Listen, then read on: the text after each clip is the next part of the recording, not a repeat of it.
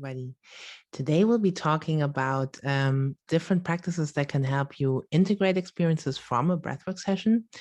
And this is the first video in the series where, unlike, for example, having a water bottle next to your mattress, which I think pretty much all breathwork practitioners would kind of agree on, I think integration is something that you can do in different ways. And so we're going to be talking about this in a conversation with fellow breathwork coach Trevor Bird. So I'm really excited for that. And I think it's really nice because Trevor comes from a really complementary approach. So he started off more with Wim Hof breathing and Soma breathing. And I started off more with especially connective breath work and also holotropic. And he's worked more with groups and I've worked more one-on-one. So I think it's really nice to have a couple of different views on the different puzzle pieces that can come together to make for a really good integration process. So we'll be talking about a couple of sort of essential ingredients, like for example, sharing, grounding the body, and then also go off on a couple of tangents, like for example, the role of community in breathwork. Right, I hope that you like it. I hope that it's useful, and see you on the other side. Let's talk about things we can do to integrate a session. Trevor, do you want to start? Maybe what do you usually do after a session? Yeah, so I've never really had any bad breath experiences. I've heard people say they've had bad breath experiences, and I can only imagine because it's because of the post breathwork integration.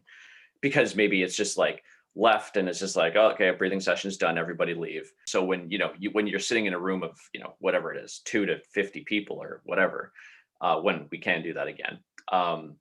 And you hear people screaming and people laughing and people crying. It's like you go to vulnerable places that might carry a lot of shame that you're ashamed of. You're ashamed of crying. You're ashamed of screaming. Oh my God, I can't show my anger, but you do it.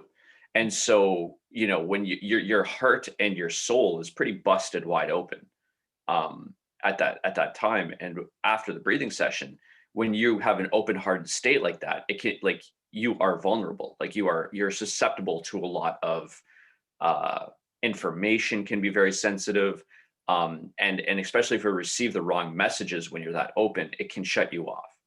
Just like a kid, like a kid is curious and confident and in this world, but as his caregivers or friends or adults kind of make his curiosity not okay, he gets yelled at for playing with things, he gets yelled at for building certain things, for drawing on the wall, and then his curiosity becomes not okay. When we're in that open-hearted state, if we don't have a loving container to be and to maintain that open-hearted state and normalize it, you can fall victim to like a shitty situation. So I think that it's important to integrate in a circle with other people, normalize it, make it okay, and just a non-shaming environment where it's like, yeah, like that's how it is, and that's the human experience. And when we can normalize our human experience, it goes a really long way and allows us to actually show up as our authentic self, because a lot of our armor does fall off when we reach those edges of our ego, I'll say. So yeah, I think that post-integrative work, the most effective way I've seen it done and experienced is after a breath session, we sit in a circle or on a Zoom call with however many people are on it, and anybody that just wants to share, when we do it in person, there's like a feather that gets passed around and everybody that has the feather gets to talk, and you just share your experience of like, whoa, like I got to a place where I'm still kind of trying to figure out what happened there. And you just just say it aloud so other people can kind of mirror that, like see you as a mirror and reflect back to you that you're still in a good space, in a good environment, and you're allowed to feel those things, and it's okay, because a lot of times we don't allow ourselves to feel that deeply. So I think that's insanely important for those reasons. I completely agree. Sharing is really, really powerful.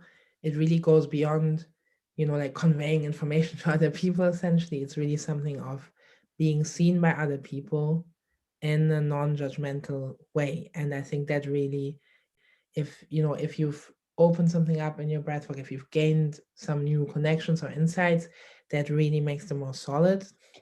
In general, I would also say gentleness to yourself is really important. So for example, in case that you don't have access to a community like this, be really careful what you share with different people. Don't expose yourself to this, like to the situation where you're sharing something really precious to you and someone's really judgmental about it. And that just, that it really hurts. It just really hurts. And it usually isn't a very useful experience. It's not a particularly interesting kind of hurt.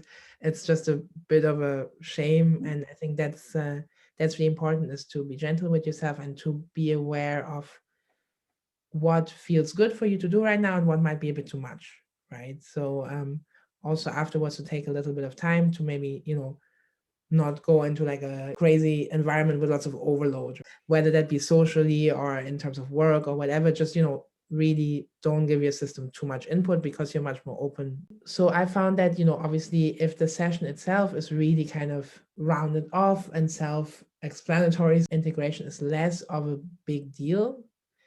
But obviously it's the most important when the session maybe opened you up a lot, and maybe if you're not entirely sure what to do with it. So one thing would definitely be to talk with trusted people, to do some grounding things, something really simple as, walk in nature, stuff like that, feel the ground under your feet, get into your body again, feel that you're here, even if, maybe it's a slightly new, confusing version of you, just kind of ground that version. I think really intense cases, if if you really don't know what the hell is going on, I would sometimes actually recommend going back in with a guide and kind of seeing what is really happening there. But I think that's really rare.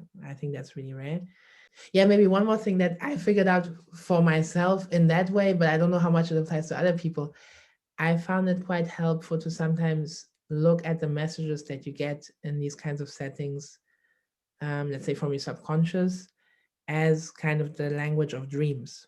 Um, so I've had a couple of experiences where I've seen people say, wow, I got this message that I have to change my job right the hell now, right? Or I have to break up with my partner or whatever, right? Uh, and I think that can sometimes be true. That can just be, you just know it. Your intuition tells you this is done. Just do it, right? That's good.